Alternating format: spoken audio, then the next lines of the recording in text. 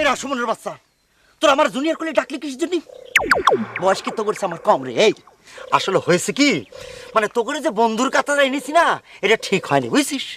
এ মজনু, তুই কাকরাক দেখাচ্ছিস। বয়স বেশি হলেই সিনিয়র হওয়া যায় না। সিনিয়র হওয়ার জন্য অনেক কিছু করা লাগে। যেমন ধর, থাক সিরা না কলাম, সিরা যখন করতে পারছিস রে, তখন আমরা জুনিয়র করেই ডাকবো।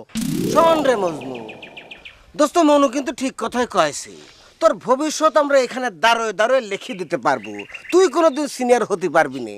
তাই কছিলাম কি, ওই জুনিয়রকে ডাকাডাকি করলি, মাইন্ড করিস না। এ রাসমন, এই তোরা আমার কি নিয়ে ইঙ্গিত করতেছিস সেটা আমি বুঝিনি না। তোরা আমার বিয়ে নিয়ে ইঙ্গিত করতেছিস। শোন, একটা সুন্দর একটা ভালো পাত্রী বিয়েটা হয়ে যাবে, সেই ক্ষমতা আমার আছে। পাত্রীরে তো আসলে তো করে না, সেই সাধারণ কমন সেন্সটা গ্রো করেনি বুঝছিস? থাক থাক, এ ভাব মারা কথা আর আমাদের সামনে কইস নে। তোর এই ভাব মারা কথা শুনতে শুনতে দুই যোগ পার করেছি। তোর যে বিয়ে করার কত পাওয়ার সেটা অলরেডি আমরা বুঝে ফেলেছি। তাই কছিলাম যেখানে যাচ্ছিস চলে যা, তবে নিজের প্রতি নিজে একটু খেয়াল রাখিস, পোকামাকড় পিঁপড়ে টিপড়ে কামড় দিতে পারে।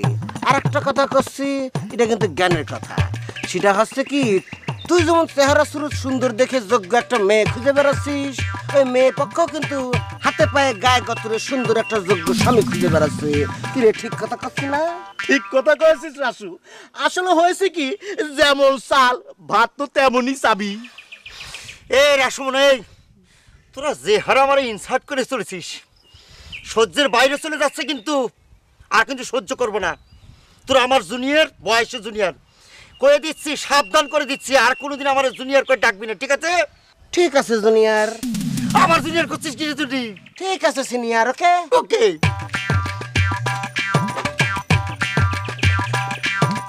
রাসু, মজনুর রাগ দেখেছিস? আরে প্রদর্শন করার মতো রাগটাই তো আছে, আর কি কিছু প্রদর্শন করবে পারবি? আহ, ঠিক করেছিস।